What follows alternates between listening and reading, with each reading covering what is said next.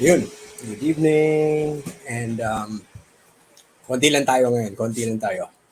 Kasi nagka-problema si Attorney A. Meron siyang biglaang lakad na kailangang puntahan. And hindi ko makonect dun sa YouTube. So, sana share nyo na lang para maging masaya tayo ngayong gabi. Magandang gabi sa inyo, no? And thank you dun sa mga makulit kahapon na nanggugulong maglagay tayo ng Gcash. And thank you sa mga nagpadala.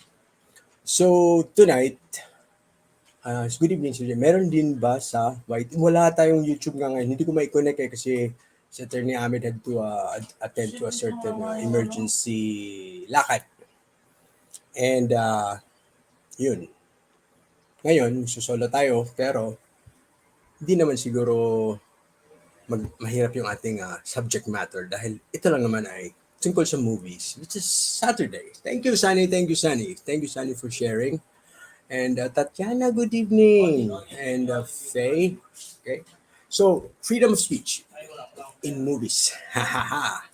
Bakit natin ito pinag-uusapan?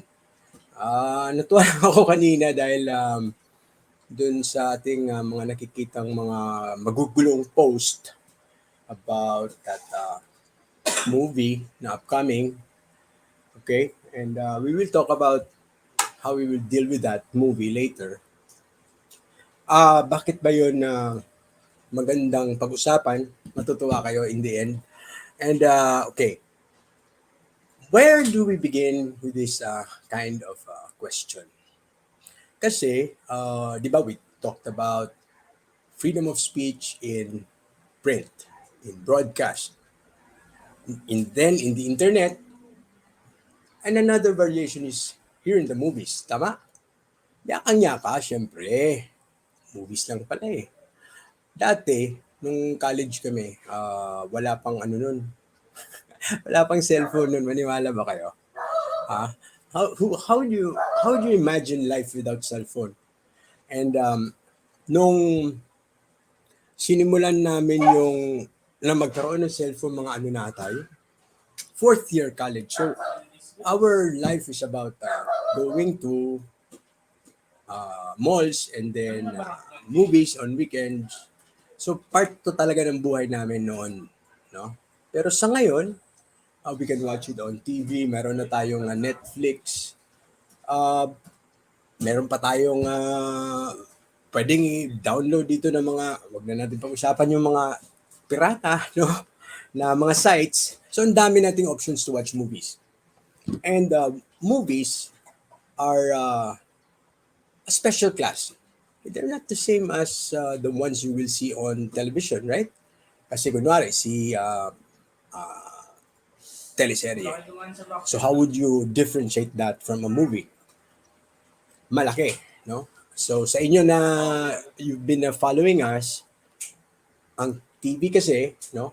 Kung doon yung dinaan yung teleserye, it becomes part of broadcast. And as we said, broadcast is different from any other form of media like a book, no? Like this book, you can read its title, you will have an option whether or not to read the content. But on TV, hindi. Wala kang option dyan. You are stuck with what you hear or what you see right then and there because you do not know what's coming up next. Okay, so it's different. Now in the movies, it's like a book because a book gives you an option whether or not to watch it based on the title, based on the storyline, or based on the reviews. Meron kang time to prepare. Tama? Kayo, sino ba sa inyo? I thought siguro si Sunny. Naabutan pa nito yung panahon na sinasabi ko na the only way you can watch a movie is through the cine or you will have to wait for months bago ma-production into these DVDs. Or bago pa mag-DVD, meron pa kami nung VHS. At bago pa mag-VHS, Betamax. Alright. So, ang mahalaga dito sa question na to, we'll go back to an earlier period pa na wala pa yung mga Betamax at mga DVD. Hindi mo pa siya mapapanood sa TV. No?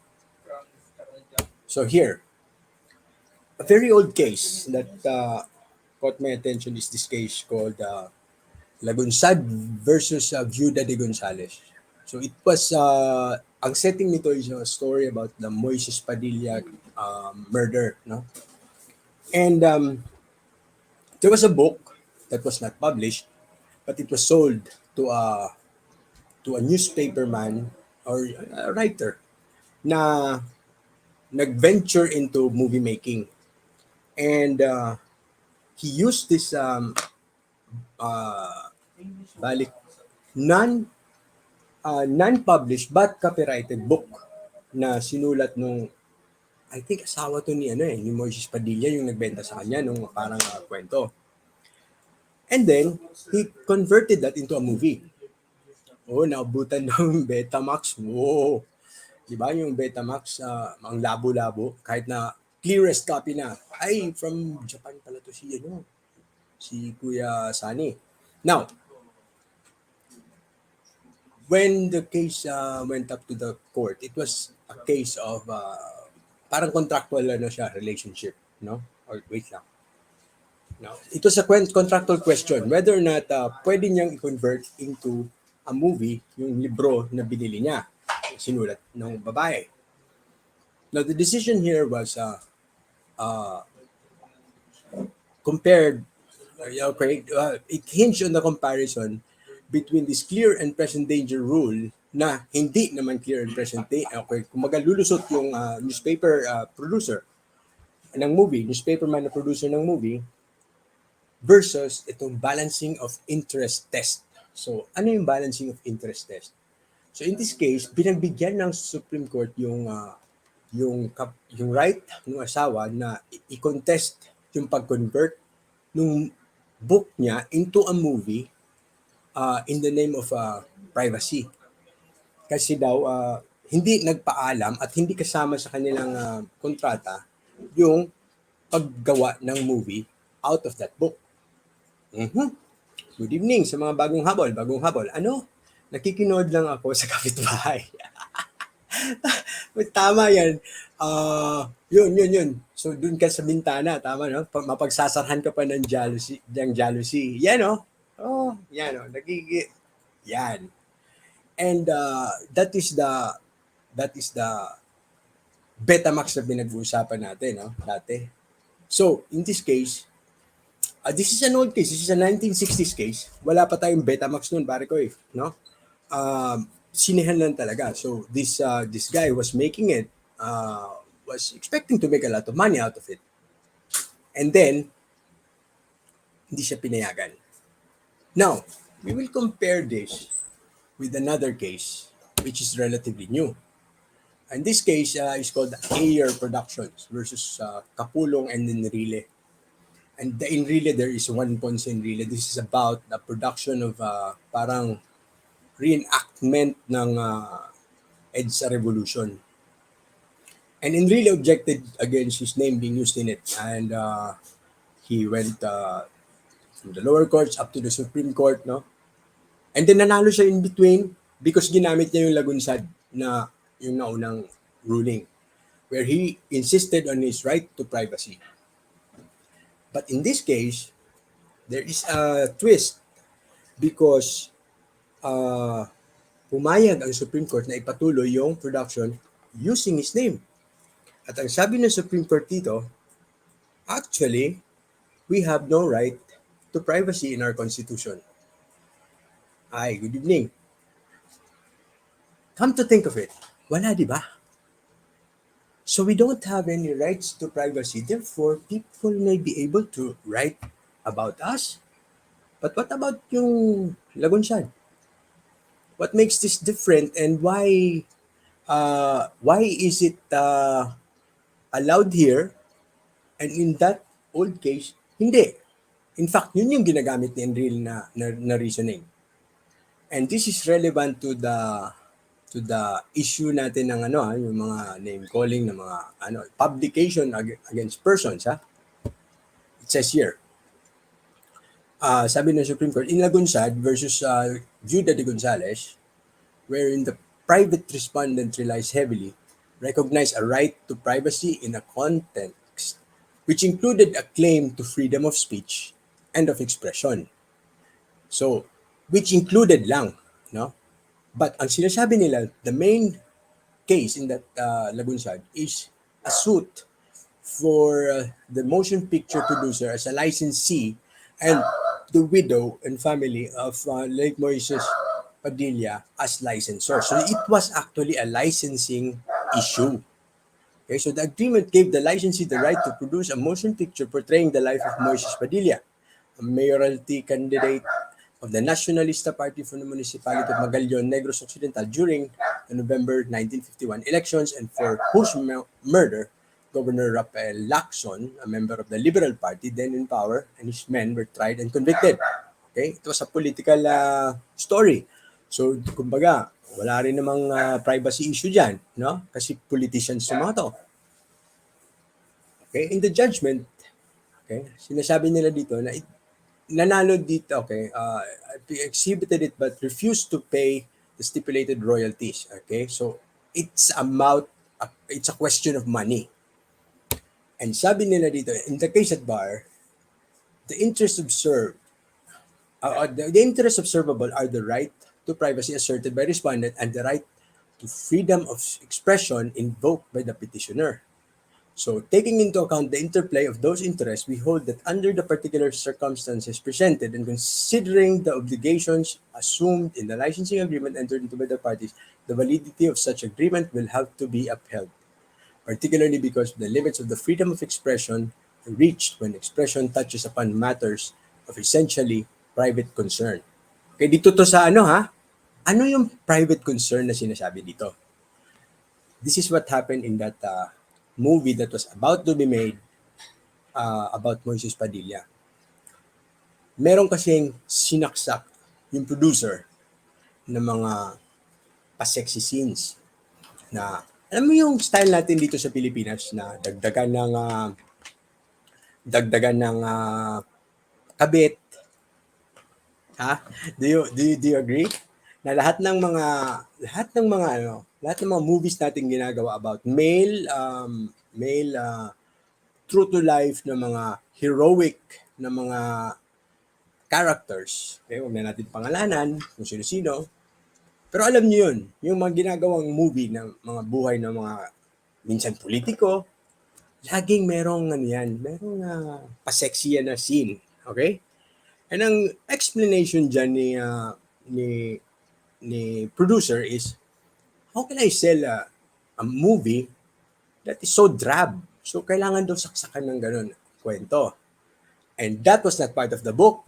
Therefore, nagkakaroon na siya ng private issue na dinagdag na maaring makasira nung pamilya ng namatay na politiko. So, lumusot itong balancing of interest act, balancing of interest test, no? To work against the producer of the movie. However, in Enrile, sabi, no, there is no question about your privacy here. And he was then the Secretary of Defense, huh?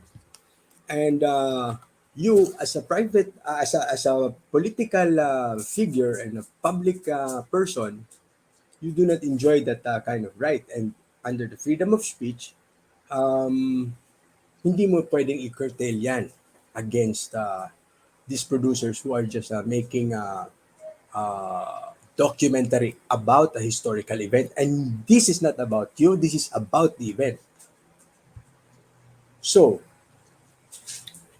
meron tayong dapat na tingnan na factor about movies. Okay, when we try to assess anong impact nito sa society. Okay? Sabi dito sa this one is used in a decision na somewhat old din, no? This is called basta yung case na to about versus Katigbak, no? But the important thing here is how our law looks at movies, no? Motion pictures are important both as a medium for communication of ideas and the expression of artistic impulse. their effects on the perception by our people of issues and public officials or public figures as well as the prevailing cultural traits is considerable. Okay? Let's uh let's pause there for a moment. So movies, kahit na ginawa lang yan siya for entertainment reasons or alam mo yun, artistic purposes, meron at meron siya laging effect on the people's perception about social issues, about public officials. Okay? And okay, nor as pointed out in Burstyn versus Wilson, this is a US case, no? Is the importance of motion pictures as an organ of public opinion lessened by the fact that they are designed to entertain as well as to inform. So you see, yung political impact ng isang movie or ng isang video ay hindi mo pwedeng i-underestimate. No? There is no clear dividing line between what involves knowledge and what affords pleasure. Okay? If such a distinction were sustained, there is a diminution of the basic right to free expression. Our recent decision in race, okay, we don't need to read that part, I know. So, what they're saying here is these movies, they're able to convey messages that may not be the, kumbaga, sole interpretation na gustong ipagawa or ipalabas ng isang producer. Alright? So, kung ang tema is clearly going to be interpreted in a political way, hindi pwedeng gawing dahilan na ang ang uh, ang susundin ay ang intention ng director as he or she declares it to be. Nasasabihin niya hindi, puro lang yan art. So remember our discussion about Rizal, no? So sinasabi natin, yung kanyang No Limitang is just a love story. How come people insist that it is a political thing? Tama? Just like this one, this is how they interpret movies also, no? Na what may appear to be or obviously be this, if it is susceptible to be interpreted as something else, then that could be part of its for the assessment of what that movie is, no? Now, censorship or previous restraint certainly is not all there is to free speech or free press. If it were so, then such basic rights, okay, are emasculated. It is, however, except in exceptional circumstances, sine qua non for the meaningful exercise of such right. This is not to deny that that equally basic is the other important, okay, raken ko nga, is the other important aspect of freedom from liability. Nonetheless, if the purposes of this litigation or the emphasis should rightly be on the freedom from censorship, it is beyond question of well settled this principle in our jurisdiction as early as 1909 in the case of States versus Sedano. A prosecution for libel, the Supreme Court of the Philippines already made clear that freedom of the press consists the right to print what one chooses without any previous license. There is reaffirmation in such a view in Multok versus Commission on Elections, where the order of respondent Commission on Election giving due course of the certificate of candidacy of petitioner, but prohibiting him from using jingles in his mobile units equipped with sound systems and loudspeakers was considered an abridgment of the right of the freedom of expression, amounting, as it does, to censorship. So it is the opinion of this court, therefore, that to avoid an unconstitutional taint on its creation, the power of respondent board is limited to to the classification of films. Okay, ito yung mga rated PG, mga ganun, no?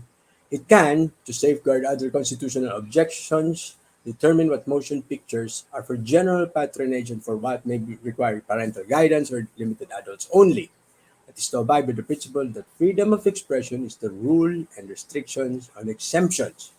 The power to exercise prior restraint is not to be presumed, rather the presumption is against its validity. Okay, where does this lead us? Movies, therefore, no, may be classified by the MTRCV. In fact, an addition to the power of the MTRCB is the KBP's parang acquiescence na sige para wala nang gulo pati yung mga movies na pinapalabas dito sa TV lalagyan na ipapadaan namin sa inyo. That happened when the broadcast code was enacted. That was early 2000. And nagkakagulo kasi where to complain about movies or about shows that are on TV, and then lalo na yung hindi naman produce ng TV network, di ba? Lalo na yung mga, di ba minsan nag-aangkat lang sila ng films from outside. So pag dumaan na yan sa MTRCB, doon mo na yan ireklamo. But, okay, limited daw ang power ng MTRCB towards classification lang. However, okay, punta tayo ngayon sa mga more recent na developments, no? There was a movie in last April which was supposed to air here just this year. I do not remember the title. It featured maps or I don't know how huge is the percentage about this South China Sea part of that movie, no? But because it parang focused on that or maybe had a significant focus on that part being called South China Sea, which we now call the West Philippine Sea, the movie was not allowed to be shown in the Philippines. That's new. I don't know if these cases still go up to the Supreme Court or they are just brought to the MTRCB and then they stop there. But the point is, aside from these movies that went up to the Supreme Court, there have been many movies na na-ban dito sa Pilipinas for obscenity. Yung iba naman for portraying topics that were not allowed to be shown, like yung The Last Temptation of Christ. No? It may be okay with other religions, but considering that we are predominantly Christians, parang hindi siya angkop. Good evening, Macy. No? And then there is also that movie ni, okay, ito. Maganda ito. You remember Claire Danes? This is not about content, but this is about the person herself, ha? Si Claire Danes, do you know her? Claire Danes? Who knows Claire Danes? Nandyan pa ba kayo, mga friends? Okay. So Claire Danes actually made several movies na sikat. And then, nandun nata yun siya sa Interview with the Vampire, if I'm not mistaken. Yeah, siya yung bata dun. Oh, yes. Yeah, Interview with the Vampire ni Tom Cruise. So, nung lumaki na siya, and then nag-film sila dyan sa Manila ng isang movie. And then, ayan, Romeo and Juliet. Yes, sikat yan si Claire Danes. May ginawa silang movie dyan. Hinost sila ng Manila. Nung bumalik sa Amerika, in-interview siya, sabi niya, it was so smelly and parang stinky in Manila. Nagalit ngayon tong mga Pilipino. Kasi alam mo naman tayo, mga Pilipino. Dali tayo magalit. So ito si Mayor Lito Atienza ay nag-move na i-declare siya as persona non grata at lahat ng movies niya ay bawal nang ipalabas sa City of Manila. So is that a breach of the freedom of expression? I don't know. We don't know because una, the expression was made not here and not by a Filipino against a city or against the local government of Manila, and it reflected so badly against the Republic of the Philippines. But just for that ugly remark, Pwede pala nating i-declare as persona non grata yung mga taong nagsisinungaling ba or alam mo yun, or nagsasabi ng katotohanan tungkol sa Pilipinas. But obviously, di naman siguro ganun kasama yung sitwasyon sa Manila. Especially, may artistang taga-Hollywood na nandito. I don't know kung ano yung naamoy niyang stinky, di ba? Meron din namang stinky dun sa Amerika. Uncharted Waters. I don't remember the ano, really, no, the film na ginawa nila, but that resulted to her being declared persona non grata in her movies, not allowed to be shown in at least in the city of Manila na cinemas. But sino pa bang magdadala dito ng movies niya, no? So that's one. So pwedeng political ang this is international na issue yung kay West Philippine Sea, and another one decision is really personal yung kay Claire Danes.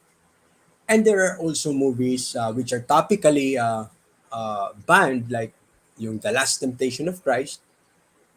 And there are other movies in between, ng mga panahon ng Marcos era daw na mga restrictions. Ewan ko kung bakit hindi umakyat yan sa Supreme Court, no?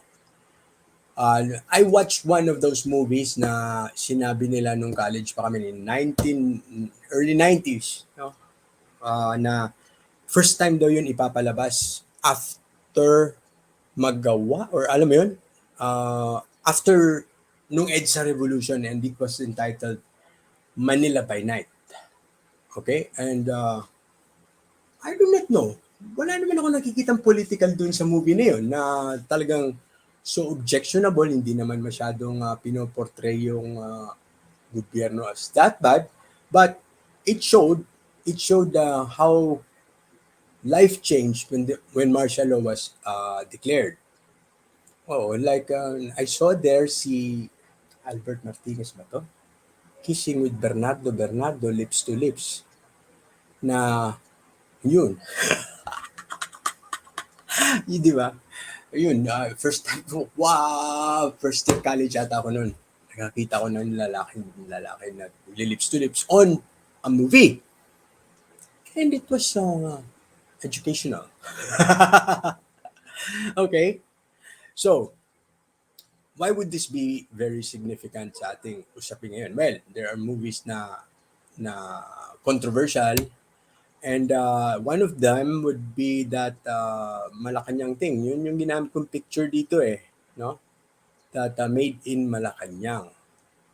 Sino ba kasing gumawa niyang made in Malacanang na yan? Yes, that's true. When I went to Chicago, you just walk until the next block and it's a different world already. Yeah. No? Bawal namin panoorin yung Last Temptation of Christ. Ako, hindi ko talaga siya napanood. I really want to find that movie na lang din. No? Tsaka, naalala ko rin yung The Priest. Hindi rin yun pinalabas dito, di ba? The Priest was a story about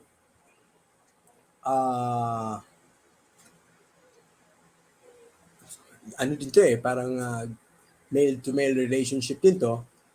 Pero yung ano dito, yung mabigat dito na ano is, parang bakit okay dito sa isang pare na meron siyang babae na karelasyon, at sa akin na lalaki yung aking karelasyon, masyadong vindictive yung mundo, no? So that movie is not really that objectionable, pero yun, bawal siyang pinalabas, no? And then there is movie pa na isa na maalala ko, pero matagal lang tong lumabas because of the censorship na ginawa. Maraming kinat. I think that was the Schindler's List, which is about the concentration camps. Okay. So, in movies, makikita natin hindi ganun kaingay ang mga kaso na to. Although, yeah, may magsusulat, pero hindi ganun kabigat yung usapin na para bang merong nakipilayan ng karapatan. Bakit kaya? Okay. I really cannot answer that for now, pero I will just share this, kasi for me, this is very significant. So, palitan ko lang to, ah. Alright, I will just change that with this one. Ito kasing, para sa akin, this is a very questionable movie. In the sense, actually, hindi lang siya questionable. Gusto ko siyang panoorin. I like to watch this movie because based on description, it may be it may be worth watching. Yeah, I'm excited actually. You see it now? Tama ba? O hindi pa yan lalabas, no? Wait. There, i-share ko muna. I just click there. What is this movie? Okay. This A Thousand Cuts. Gusto kong malaman, tinan mo yung cast. Nakikita niyo ba yung cast na? Is it there already? Alright. So this A Thousand Cuts claims that in its cast, there's Rodrigo Duterte. And there is Bato de la Rosa. And of course, there's Maria Ressa, and it includes Mocha Uson and others. I want to watch this, no? Watch the Monsignor, which was starred by Christopher Reeves. Old movie na yan, ano? Maganda yan. So, yeah, movies, no, can actually, like this one, like the ones that we watch that we say, no, the priest, this one. These movies tend to change your perception about things, like about your respect for the church, di ba? And I think this one is also intended for you to change your views about the government or the drug war. No, itong A Thousand Cuts. Why would this be interesting? The interesting part about A Thousand Cuts is nung pinalabas daw nila to scheduled, na-cancel yung event which was a film festival. And then, since then, pinalabas na siya parang twice for select audiences and for short period for select audiences here in the Philippines. And then, now I cannot seem to find it, or ang nakalagay, it's archived. Para siyang nilagay sa arsenal. Because any movie, like my cousin, I have a cousin who ventured into making a movie. Well, of course, yan, naabutan din ng ito sa indie film, ginastusan nila. And since naabutan ng pandemic, they tried to find schools who would want their students to watch it. Alam mo yun? They tried to find audiences na mapakinabangan yung movie because it had a story, no? And the story was actually like hindi naman siya political, it was a social thing, no?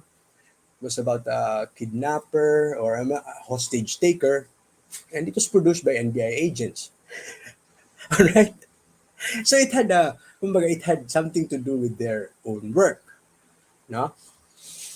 And for them, there was a story, so they looked for the audience. But here you have Rappler, Maria Ressa, who always has a story. But what are they waiting for with this movie? Why isn't it out? Why don't they just show it in Netflix or just show it for free? Diba? Run it in their network.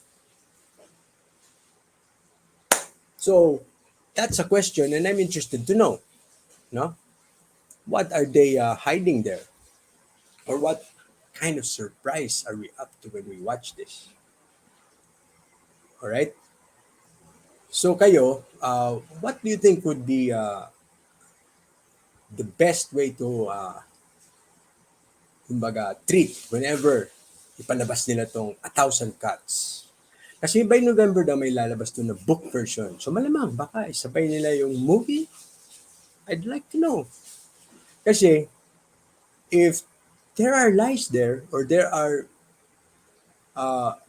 like a love scene there na hindi totoo, or alam mo yun, yung katulad nung ginawa nung sa unang case na tinignan natin, na sinaksakan niya ng that's part of artistry, That's part of the freedom of expression because they can make up a story in a movie. It's allowed, di ba? And you cannot stop them from expressing this freedom of speech, especially if we look at Enrile's case and he is a public person. I don't think Rodrigo Duterte or Bato de la Rosa will be able to contest it na ini-invade yung kanilang privacy. But I don't know about Mocha Uson kung anong role niya dyan, anong papagawa nila sa kanya. Whether there'll be that's up to them. But the point is, they also have that freedom of speech which we want to respect. Tama? Eh yun yung ating dito eh. We want to respect that freedom of speech. And in fact, I'm excited to watch it. Sana kayo rin. Kasi we want to know the intent of the author. I-discuss namin next para yung mga heavy stuff ay ipagpaliban muna natin, no? Yung conflict escalation through communication na maganda to, may nakuha tayong material on the modeling ng hate speech and propaganda. Modern to nagawa. And we'd like you to be equipped with that knowledge na how do you assess when you see something, what could this be? Like katulad nito, no? Ang suspicion ko kasi nito is this movie will not have any meaning without its without an external source of information din na kailangan sumabay dyan para magkaroon siya ng magswak sila at magkaroon sila ng saysay. So may mga messaging kasi na naka-intend to be delivered that way. And these are not self-supporting messages like a movie ni Leonardo DiCaprio, no? Kahit na nga yung sequel ng mga movie ng Marvel, okay? You watch one, you will understand and get a whole story from one. I think this one will have to be shown while something else is happening. That's just my suspicion. Okay? So that it will become relevant. And that thing is not there. So, hindi siya magiging relevant. Kawawa naman ang gumawa. Alam niyo ba kung sino producers nito? Yung 1,000 Cuts? It's the same producers who are involved in the production of The Inconvenient Truth. Oh, ha? Kaya niyo yun? Ang writers nito and producers nito are not Filipino. Ang Filipino lang dito ay yan, sila. Yung mga cast kuno, no? And I don't know kung binayaran nila to si Bato. Baka pabayad ko naman si Senator Bato. O di kasi mo kauson. Kasi artista naman talaga yan. Pero ang tanong to si Rodrigo Duterte, yung binayaran doon ng ano. Kasi cast na kalagay. Oh. Tama ba, Tyson? Masarap siguro panoorin, no? Alright. So, talking about new movies, ano yung katips? Ano yung katips na yan? So, we heard that it was shown last year, tama? And then it is being reshown this year. So, wala po video? Ano yung walang video? Ito ako ba ngayon wala akong video? Or ano? Anyway, sinong walang video? Tayo, Rain. So, okay. Ganito. Yung si Manila by Night was made in the martial law era. Marami yan, yung mga Ora Pro Nobis, mga ganon. So, nag-usap-usap kami ni Attorney Ahmed, why don't we advocate for, hindi naman kami ang mag-sponsor, no? Why don't we advocate for, o di kaya push for a film festival, no? Parang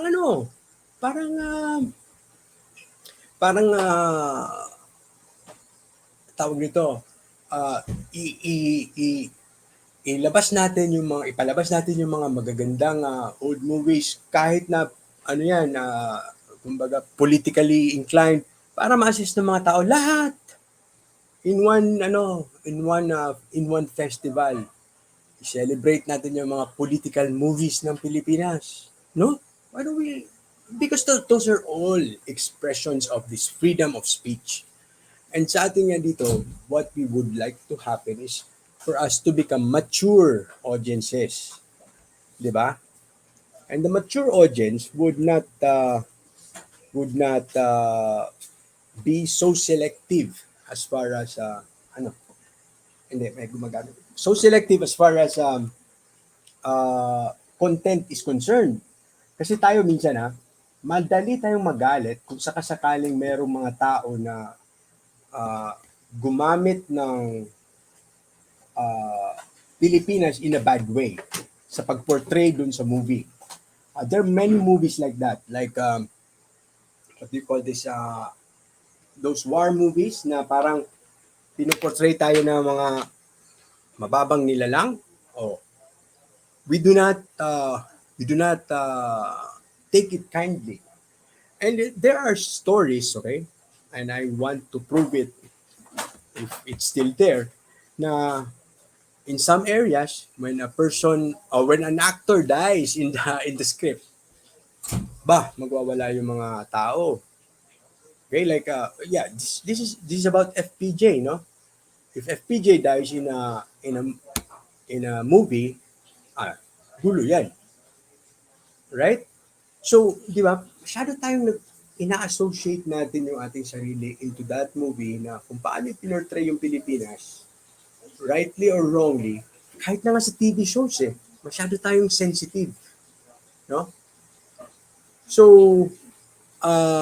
dapat we must be able to grow out of that kind of mentality na para bang kailangan mabango or maganda ang impression na ipapalabas sa base sa ating gustong i-maintain sa ating mga utak na impression about that thing that is the subject of the movie. But we must not forget that movies have that artistic side na hindi siya kailangang maging totoo lahat. So, ang importante is magkaroon tayo ng discernment. Like, in the case of yung mga pinalabas na movies about Luna, okay, and The Boy General. Those were nice movies. Not really that, tama, festival depicting Philippine politics, yes. No? Okay, Luna. Si The Boy General depicting Aguinaldo in a very questionable way. Di ba? Kasi it makes us imagine more clearly ano yung posibleng scenario when those things happen. So it's very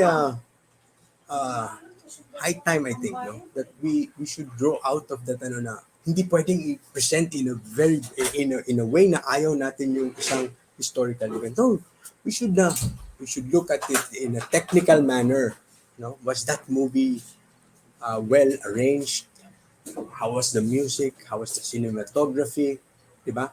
Does it reflect the time properly?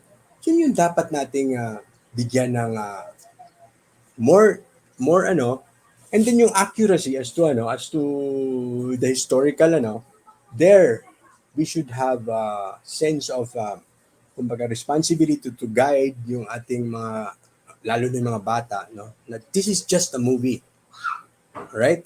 Because sometimes napapasama na yan sa kailangan maging totoo, and then yun magiging yung truth ng mga kabataan pag nag-imagine sila ng kung ano yung kasaysayan.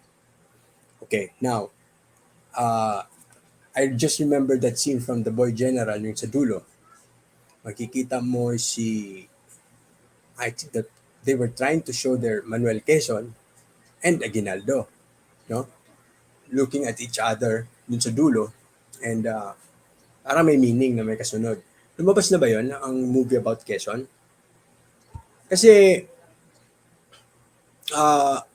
these movies about our presidents and our okay, this is a nice start.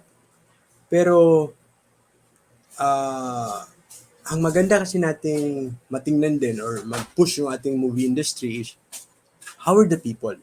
How are the people at the time? Pwede kami bumili ni ate at saka ni ate Yes. bukas. May tinapay. Yes. Bibili daw ng tinapay yung anak ko bukas, nagpapaalam. No? So, Luna. Okay. Luna, for example, they portrayed him as this war freak general, which is exactly what is said in the books. But then again, no, it is not clear, pero yung implication na si Aguinaldo yung may kasalanan doon is there in that movie. Now, we know that it is just a story. Kaya dapat siguro magkaroon tayo ng more of this so that our populace will have more chances to appreciate na movies can be different from the actual history. Di ba? Importante yun eh. Na ma-outgrow natin yan. Okay? So, etong Made in Malacanang, sino na nakapanood yan? Who has watched this? Yung Made in Malacanang? Anybody? Lagay nyo nga dun sa chat box kung napanood nyo na si Made in Malacanang. By the way, so yung aking ginamit kanina na picture dito, meron na, August 3 pa, no? So wala ba rin nakapanood ng premiere? Premiere. Okay, ano bang ginamit natin picture dito? Share ko nga to, ha? So, I'll put you where? Here. In the drive. Okay. So, si Made in Malacanang daw mag-start ng August 3 and then mapupunta siya sa okay, nagpunta na siya dito. Ilagay natin dito yung graphics natin kanina. Sana lumabas. Okay. Okay, stop sharing and I'll open another one. Alright. Just for a while, no? Kasi magugustuhan nyo naman to eh. You will not regret waiting for me for a while. Okay, where are you? Drive. Aha, sana bumukas. Bumukas ka naman. Okay. So, si Ahmed siguro pinagkatawanan ako ngayon. Sabi niya makikinig daw siya eh. Sabi niya, sige, papakinggan kita. Kasi nagde-drive siya ngayon, papuntang north. And babalik din kagad. So siguro pinagtatawanan ako. Wala ako. Hindi ka ngayon. Hindi ka pagbukas-bukas dyan ng mga file. Kasi itong si attorney, alam mo naman yung mga matikas na sikat. Yun, pinapapunta kung saan-saan. Ayun, hindi ko rin mahanap kung nasaan na to. Ay nako. Mamaya. Last modified yan natin. Okay. Last modified. Balik na rin natin. Kasi masyadong napunta sa 2014. Ayan. Anyway. Last modified by me. Ano ba yan? Ayaw talaga. Oy, there is why. Tama ba? Hindi mali. There. Okay. And then, sabi kasi ni Attorney Ahmed, itong movie na to, ay meron daw itong pakulo eh. Okay, wait ha. Bilisan mo, my friend. And where are you? Check. My drive. Okay. There. Share. There. And then here we go. So we made this free speech in the movies. Actually, I do not know what's inside. Is it really free? Is it free? Tomorrow, if you go to the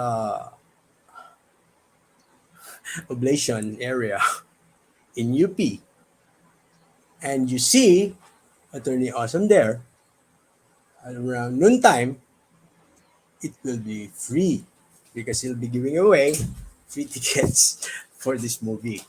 Okay, so my role here is to actually invite you to, if any one of you would like to go there, you can get from Attorney Awesome himself. Okay, hingi ng ticket sa okay, punta kayo doon sa Sunken Garden. Oh, no, no, not Sunken Garden. Sabi niya sa akin, Oblation. So that is in Quezon Hall. Sana hindi siya hulihin ng mga pulis doon, ano? Pag pinilahan siya doon. Kasi wala ata siyang permit. Halaka, attorney! Okay, technology is both a boon and oh yeah, really, really, really. It is a burden actually, a burden to some. Pero okay, ganito yan.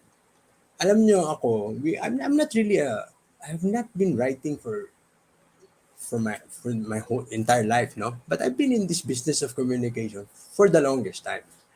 Pero I didn't really write that much. I didn't really write my thoughts that much. Pero alam niyo ba yung once you start writing and then ideas come into your mind and then you do not write it, masakit sa ulo, sa totoo lang. No? Ito, yeah, this one is also a nice movie. This one, no? Yung Oro Plata Mata. Uh, I watched this in college too, but I cannot really remember the entire, may kadate ata ako nung movie na yan. Kaya, sorry. Doon nila ipaibagi concentration ko. Pero anyway, yeah, I watched this in the UP Film Center. Sa UP kasi may sariling sinihan dyan. No? And it shows some of this old stuff. And it's nice if you get the chance to uh, view their list of movies na ipapalabas. Sometimes they show a series of old movies na may tema maganda. So, it can also be used for that film festival that we're talking about, no? Kung sakasakaling we can find an institution who will ensure na papayagan yung kasi may mga copyright issues yan, di ba? May mga bayad, mga ganun. But, you know, so sana mangyari yan and okay, so sana kung kayo ay makapunta dun sa sunken or not sunken sa oblation area ng UP, no? Yung nakaganon sa Quezon Hall. Makita niyo si Attorney Ahmed. Sabi niya sa akin mga 12 noon daw. Maybe you just keep yourself updated dito sa Luminous or if may chance na ma-share ko rin dito yung details ng exact place and I think wala requirement, no? If you just go there and because only our listeners will go there. Only the throttled people that are able to reach our message will be able to go there anyway, no? There will be tickets for this movie. Sino ba kaya nag-produce ito? Tinanong ko nga siya eh. Sabi ko, ano ba storya niyan? Sabi ko, ang dami ko nang nababasang kung ano-anong mga review na wala pa naman palang nakakapanood. Grabe naman tayo. Wala pa nga nakakapanood. Alam na yung kwento. So, that's it for movies, no? Movies are not that contentious as what we hear or what we see on radio, TV, and it's not as pervasive as what we have in our tablets now, in our phones now through social media. Wag na, lala mo, bayad ko. Okay. And sige, ganito. Next week, what is it? Mag-showing na ba next week? Oh yeah, kasi 30 na ngayon. So if showing next week, para sa ating mga masugid din na taga-subaybay, we will also schedule one event here para doon sa mga hindi makakapunta doon bukas. Who knows? Magkakaroon tayo ng konting games, no? And we'll give away tickets through here also. Di ba? Yung tickets na to is not just for one particular showing. So, pwede siyang gamitin sa kahit saan. So, it's nice. This is nice ticket. Hindi to yung kailangan mong pumunta on a particular day, particular show. Kaya, dito tayo, pwede rin kung hindi nyo kaya mahabol yung bukas. So anyway, this will just be a 1 hour thing for me to, dahil the topic is really very short. And yung usapan namin ni Attorney Ahmed, my main objective is to talk to you about this giveaway thing tomorrow para makapunta naman kayo at makapanood nito for free. Ang kwenta, ang ano lang, gagastusin nyo lang is yung pagpunta nyo doon. Okay, and sabi niya sa akin, if I can go there, pumunta daw ako. But I don't think so because meron ako ibang mga nakaschedule for tomorrow. But who knows? But definitely, manghingi tayo ng ng sobra nito. And one of the shows next week, we will be giving away tickets also here in AGP and JP Live. So, kayo ba, meron ba kayong questions at hindi natin patatagalin to tonight? It's a Sabado night. Maybe tomorrow, Sunday night, we can talk about something light also. But as a preview lang, no, right now, we have already discussed a lot of things to understand what is going on in our communications world. And we have recognized, okay, ganito we've recognized that what is going on here is also going on in other countries. Okay, if you want to research on this, okay, you can help us by looking into this matter also. Lalo na yung mga OFWs natin na nasa ibang bansa. Can you find out, or can you help us find out what is really happening in Myanmar? Okay, why Myanmar? Myanmar's Aung San Suu Kyi is also a Nobel Peace Prize laureate. Why all of a sudden is this Rohingya massacre being blamed on Facebook and not on the Nobel Peace Prize laureate? Put that in your mind tonight if you can find out, because it's really hard to get the information from inside Burma right now, no, or Myanmar. But it's just a big question. Whenever you read the situation in they blame Facebook rather than the Nobel Peace Prize laureate. And if we have OFWs also somewhere in Africa, can you please find out about that another Nobel Peace Prize laureate who is president somewhere there, who is also a mass murderer as described by other sources. So, yeah, we're talking about the Nobel Peace Prize maybe? Or alam mo yun, deflecting blame to other people? Or hiding stuff from you? Yan yung mga next week natin na mga juicy issues tayo, no? Yes, Fleur de Lis. Fleur de Lis, we are not going to stay long tonight. This is just an hour thing. And I'm just giving a preview for next week kasi it will be quite different na topic, but still along the same flow. No? Maganda yon, no? We look at the other countries. What's going on there? Tayo masyadong nakapokus dito sa Pilipinas na problema kasi ganun nga tayo. And I think this is the one of the things which make them succeed sa kanilang mga ginagawa. It's because we don't really look at our neighbors.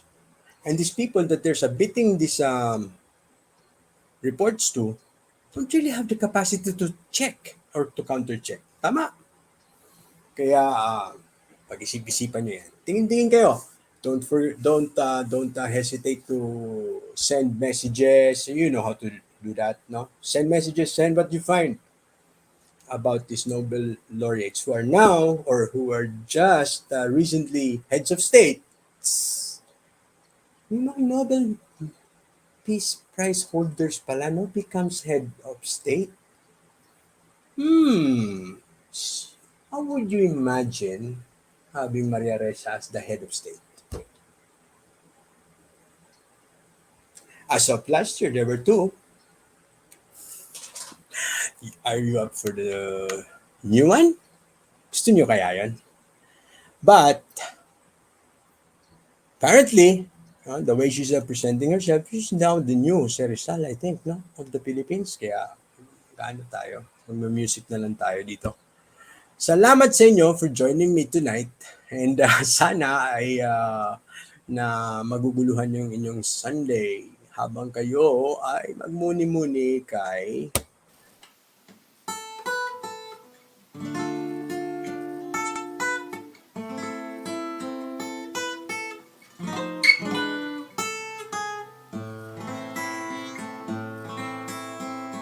alon ng kapalaran, tumigil na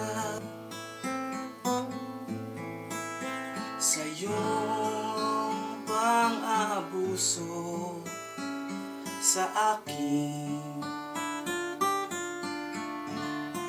Ako'y nasindak ng alurin sa baybayin ng kahirapan at kalungkutan.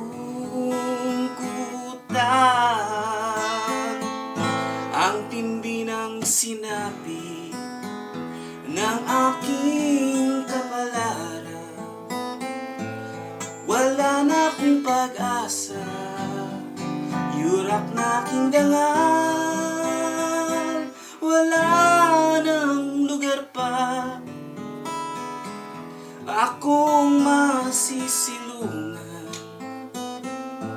O alon ng kapalaran, sana'y tumigil na.